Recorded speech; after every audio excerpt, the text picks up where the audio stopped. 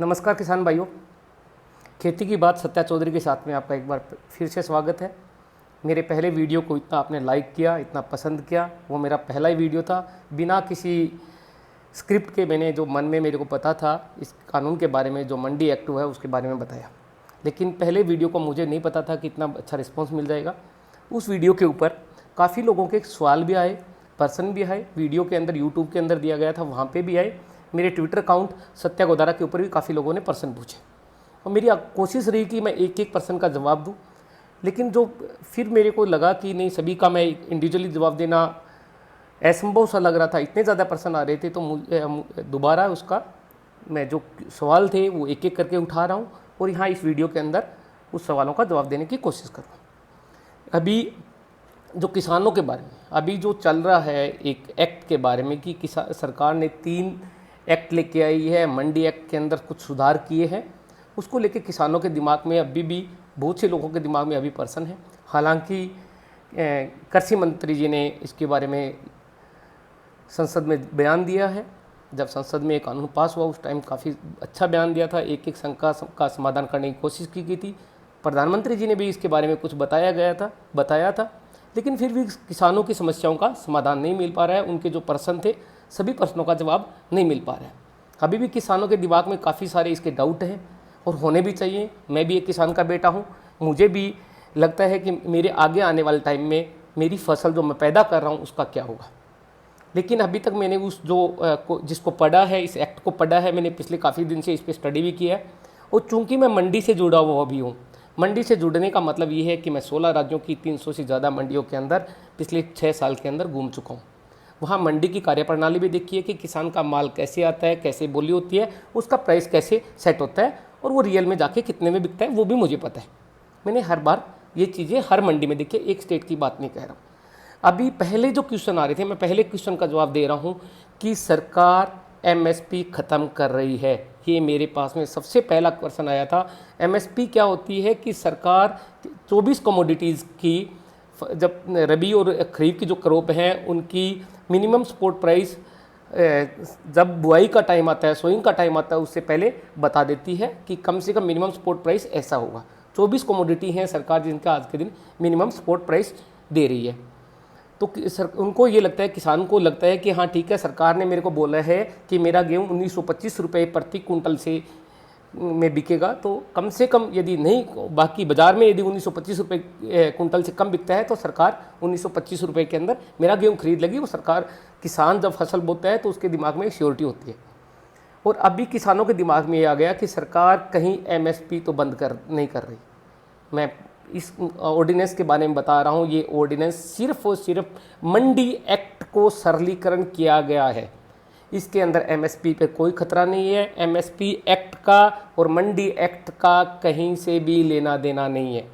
MSP पे खरीद, प्रधानमंत्री जी ने बोला, मैंने पढ़ा है, कहीं पे भी ये नहीं लिखा हुआ कि एमएसपी ख़त्म की जा रही है। एमएसपी की खरीद, किसान की फसल की खरीद जिस तरीके से पहले चलती आ रही है, इस ऑर्डिनेंस से पहले आने से चलती आ रही है, वैसे ही होती रहेगी, मंडियों में होती रहेगी, सरकार अपनी पेमेंट करती रहेगी। लेकिन इस एक्ट में एक फ़ायदा हो जाएगा आपको।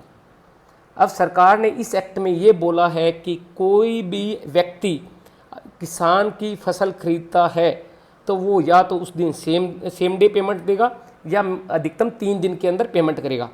तो हम जो किसान है, यदि एमएसपी पे सरकार को भी वो बेचते हैं तो भी सरकार से हम 3 दिन में पेमेंट मांग सकते हैं कि हमें 3 दिन के अंदर पेमेंट दीजिए।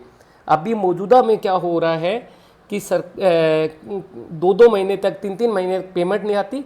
इसलिए किसान मजबूरी में, क्योंकि किसान को इतना टाइम नहीं होता है कि वो 2 महीने बाद में पैसे का देखे, छोटा किसान होता है, उसको हाथों हाथ में पैसा चाहिए होता है, वो मंडी में जाता है, औने पौने दामों में बेच देता है और फिर वो अपना पैसा लेके चला जाता है।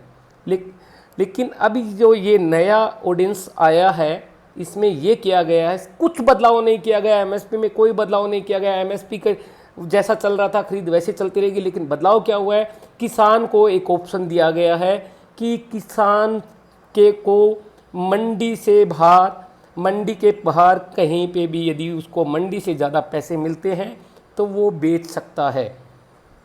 मतलब ये हुआ, मंडी है, उसके पास में कोई दाल मिल है या ऑयल मिल है, उसके अंदर वो यदि वो ऑयल मिल वाला, दाल मिल वाला या कोई और खरीदार या कोई स्टॉकिस्ट है या कोई बड़ा व्यापारी है, वो उसको मंडी से बाहर भी उससे खरीद सकता है। यदि किसान को लगता है कि हाँ मेरे को ज़्यादा पैसा मिल रहा है तो वो बाहर उस फसल को बेच सकता है। इसका किसान को नुकसान नहीं है, फ़ायदा ही है। फ़ायदा इसलिए है कि उसको बहुत ज़्यादा खरीदार मिलने वाले हैं। अभी मंडियों में क्या होता है कि जो मंडी के अंदर जो बैठे लाइसेंस वाले व्यापारी हैं वो ही सिर्फ खरीद सकते हैं किसान का माल, बाकी और नहीं खरीद रहा। यदि कोई दाल मिल चलाता है तो दाल मिल वाले को माल खरीदने के लिए मंडी में जाना पड़ेगा और मंडी से उसको माल लेके आना पड़ेगा। मंडी के अंदर कम से कम 8 से 10% खर्चा लगता है। खर्चा डायरेक्टली इनडायरेक्टली किसान के ऊपर फसल में पड़ता है। यदि मील वाला यदि चना 4200 रुपये मंडी से खरीद के लेके आ रहा है तो किसान को मंडी में उसी का रेट 3800 रुपये मिलेगा।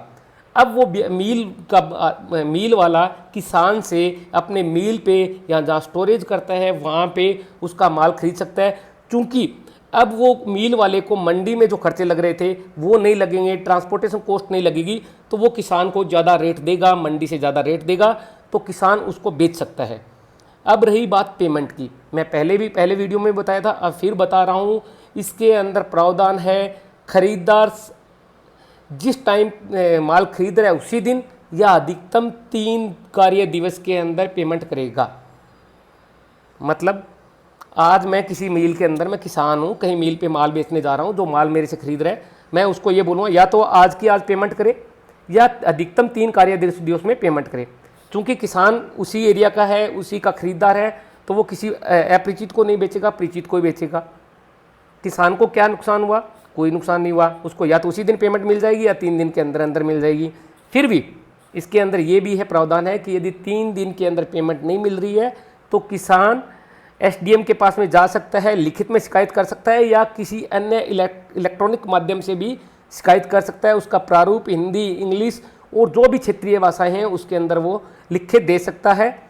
या तो वो पर्ची अपनी शिकायत एसडीएम के पास सीधा लेके जा सकता है या किसी इलेक्ट्रॉनिक माध्यम से, इलेक्ट्रॉनिक माध्यम का मतलब कोई ईमेल भी कर सकता है, फैक्स कर सकता है या कैसे भी भेज सकता है।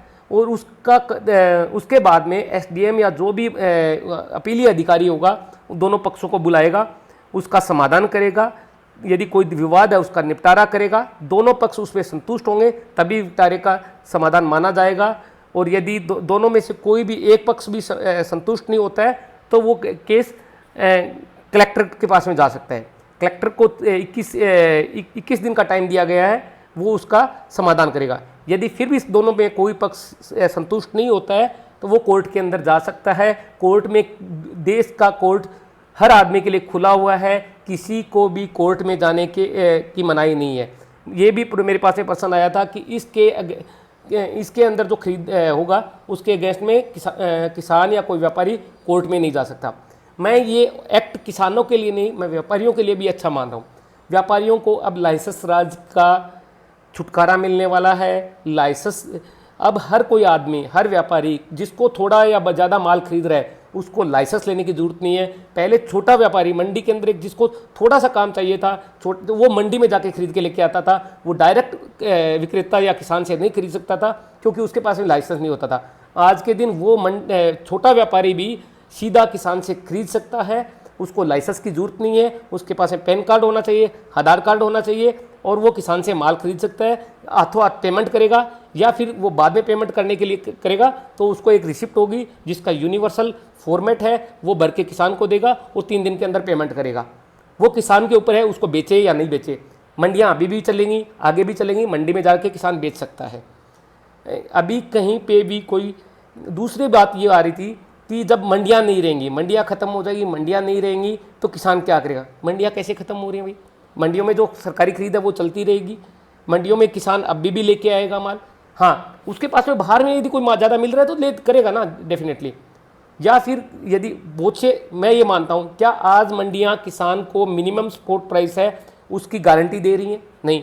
आज मंडियाँ बाजार भाव में खरीद रही हैं, उसके बाद में उस किसान को पैसा मिलता है। यदि मंडियाँ वाले मंडी में जो बैठे हैं वो व्यापारी यदि किसान के लिए आज इतना ही चिंतित है तो मैं, आइए मंडी के व्यापारियों, मैं बोलता हूँ आपके साथ में खड़ा हूँ, एक आंदोलन करते हैं और हर एक स्टेट की मंडी जो ऑर्गेनाइजेशन है वो लिख के दे कि हम किसी किसान का माल MSP से नीचे नहीं खरीदेंगे। कीजिए ना, आपका तो ऑर्गेनाइजेशन है हर मंडी का, हर स्टेट का मंडी का ऑर्गेनाइजेशन है। आप हर एक क्या करना क्या है, जितने स्टेट की मंडियां हैं उनका फेडरेशन है, वो एक आदेश पारित करें कि हम किसी भी किसान का माल MSP से नीचे नहीं खरीदेंगे, तो किसान आपके पास में आएगा, बाहर जाएगा ही नहीं। कीजिए ना, लेकिन ये तो करना नहीं चाह रहा है। मंडियों में कुछ व्यापारी बैठे हैं, उनका कंसर्न सही है, किसानों का कंसर्न भी है। मैं पंजाब हरियाणा के किसान की बात कर रहा हूँ, एक एग्जाम्पल लेके दे रहा हूँ कि हरियाणा पंजाब का जो किसान है वो आड़तियों के माध्यम से बेचता है। आड़तिया मंडी में बैठा कौन व्यापारी है? वो व्यापारी है जब किसान के पास में पैसा नहीं होता, जब फसल आने के, जब बुआई से फसल जब आती है उसके दौरान उसके कोई खर्चे होते हैं तो उसको फाइनेंस करता है। आड़तिया उसको हर टाइम पैसा देता है। किसान को यदि आज के दिन पैसे की ज़रूरत है, वो मंडी में जाके अपने आड़तिये से मिलता है और आड़तिया उसको पैसा देता है। उस पैसे के बदले वो उसके ब्याज भी लेता है, जो सामान्य से शायद 2 रुपये सैकड़े का हिसाब चलता है मंडी में, 1.5 से 2 रुपये सैकड़े का चलता है, प्लस वो उसकी आड़त काटता है। आड़त का मतलब कि किसान वहाँ पे उसकी दुकान पे अपना माल लेके जाएगा, फिर वो आड़तिया उसका माल बिकवाएगा और उसकी अपनी 2 से 3% वो आड़त भी काटेगा। ब्याज के अलावा बात कर रहा हूँ मैं आड़त की, ये ब्याज नहीं है, ब्याज तो रकम का लेगा ही लेगा, इसके अलावा वो आड़त भी लेता है। अब वो जो मंडी में बैठे आड़तिया है उसकी आड़त बंद हो रही है, पैसा यदि अब भी ब्याज पे देगा तो मिल जाएगा, लेकिन किसान के सबसे बड़ी प्रॉब्लम क्या आ रही है कि यदि मैं बाहर माल बेचता हूं तो मंडी वाला में जो आड़तिया बैठा है वो तो मेरे को ऑफ सीजन में जब मेरे को पैसे की ज़रूरत है उस टाइम वो पैसा नहीं देगा, तो मैं मेरी फसल कैसे पकाऊंगा। लेकिन एक अटल बिहारी वाजपेयी की सरकार ने एक बहुत बढ़िया स्कीम लॉन्च की थी, किसान क्रेडिट कार्ड। इसका मतलब कम ब्याज के अंदर किसान किसी बैंक से अपना क्रेडिट बना के पैसा उठा सकता है और जब उसकी फसल आए तो वो पैसा बैंक को लौटा सकता है। ये ज़रूरी नहीं है कि वो पूरी रकम लौटाए, सिर्फ ब्याज भी लौटा देगा तो भी ठीक रहेगा, अच्छा रहेगा, लेकिन उसको पैसा हर एक फसल के साथ में अपने ब्याज के साथ में लौटाना पड़ेगा। ब्याज बहुत कम है, 4 से 7% तक ईयरली ब्याज लगता है, जबकि मंडी में बैठा आड़तिया 24% तक ब्याज लेता है। 2 रुपये सैकड़े के हिसाब से 12 महीने का 24 रुपये हो गया। लेकिन अभी ज़्यादातर किसानों का प्रैक्टिकल ये है कि किसान क्रेडिट कार्ड की जो लिमिट है वो उन्होंने यूज कर ली है, उसके अलावा भी अब उसको मंडी में बैठा आड़तिये से पैसा लेना पड़ रहा है। तो सरकार को चाहिए, मैं सरकार को एक इसके अंदर बता रहा हूँ, क्यों ना ऐसे स्टेट के अंदर सरकार किसानों के जो क्रेडिट कार्ड बने हुए हैं उनकी लिमिट में 25 से 30% इजाफा कर दे। मान लीजिए आज के दिन किसी किसान की लिमिट 2 लाख रुपए है तो उसकी लिमिट 2 लाख से बढ़ा के 2,70,000 या 3 लाख रुपए कर दे, ताकि वो किसान को 1 लाख रुपया मंडी में बैठे आड़तिये से ना लेना पड़ के अपने क्रेडिट बैंक से ले ले। इसमें किसान को ब्याज भी कम लगेगा, किसान का लागत भी कम आएगी और साथ में किसान को फ़ायदा भी हो जाएगा। और यदि वो किसान फिर के साथ में ये बंदिश भी नहीं रहेगी कि मंडी में जाके उस आड़तिये को ही माल बेचे, वो बाहर भी बेच लेगा, किसान का फ़ायदा ये हो सकता है। लेकिन अभी भी मैं बोल रहा हूँ किसानों के मन में बहुत से भरम है, क्वेश्चन है, रहेंगे वो, इसको प्रैक्टिकल लागू करना पड़ेगा। सरकार अभी का जनसंपर्क विभाग है वो बिल्कुल सो रहा है, किसानों के मुद्दों के ऊपर उन्होंने किसी से कोई कुछ नहीं किया, सिर्फ ऑर्डिनेंस लेके आए। किसी को, बहुत से लोगों किसानों को तो ये नहीं पता ऑर्डिनेंस कब आया, जून से ऑर्डिनेंस आया हुआ है, राष्ट्रपति का गजट नोटिफिकेशन मेरे पास है, जून से रखा हुआ है, तब तक कुछ नहीं हुआ। जून से लेके अगस्त तक किसानों को ये नहीं पता था कि सरकार ने कोई कानून बनाया है। सरकार अपना जो कानून के अच्छे पार्ट थी वो जनता तक पहुंचाने में नाकाम रही है, उसकी वजह से किसानों को कंफ्यूज होकर रोड पे उतरना पड़ा है और उसमें नुकसान किसान का हो रहा है, किसी का नहीं हो रहा। जो राजनीति चमका रहे हैं वो राजनीति, मैं राजनीति पे बोलना नहीं चाहता, लेकिन नुकसान किसान का हो रहा है। तो सरकार को चाहिए एक एक ऑर्डिनेंस के एक एक पार्ट को अच्छे तरीके से जनता को समझाए, किसान के अधिकारों की रक्षा करे। बिल अच्छा है, नीयत अच्छी है किसान सरकार की, लेकिन किसानों तक वो चीज़ पहुंचनी भी चाहिए। धन्यवाद दोस्तों। अभी भी फिर अगला वीडियो मेरा कल आएगा। इसके अलावा आपको कोई भी क्वेश्चन है, कुछ भी है, तो आप मेरे वीडियो के नीचे लिख सकते हैं। मेरा ट्विटर हैंडल है सत्या गोदारा, SATYAGODARA, उसके ऊपर भी आप बता सकते हैं। धन्यवाद।